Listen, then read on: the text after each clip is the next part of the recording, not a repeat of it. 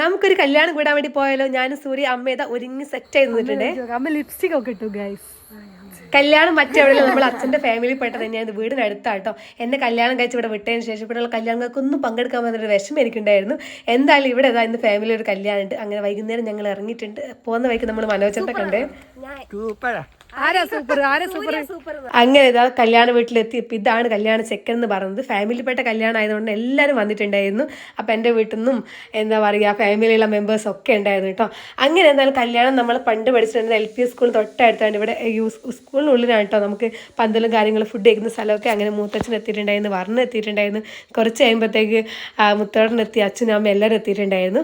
അങ്ങനെ ഞങ്ങളിത് എല്ലാവരും സംസാരിക്കുകയും ചെയ്ത് നേരെ നമ്മൾ ഫുഡ് കഴിക്കാൻ വേണ്ടി പോവാണ്. ഫുഡ് കഴിക്കുന്നത് നമ്മൾ സ്കൂളിനുള്ളിൽ വെച്ചിട്ട് കേട്ടോ. ഇവിടെ അടുത്ത് തന്നെയാണ് സ്കൂൾ. അപ്പോൾ അവിടെയാണ് പന്തലും കാര്യങ്ങളൊക്കെ. അങ്ങനെ ഞാൻ 5ാം ക്ലാസ്സിലിരുന്ന് ബിരിയാണി കഴിക്കുകയാണ്. ഈ മുമ്പിലിരിക്കുന്ന ആളുകളൊക്കെ നാട്ടിലെ പ്രമുഖരായ വ്യക്തികളാണ്. അപ്പോൾ ഇന്നത്തെ വീഡിയോ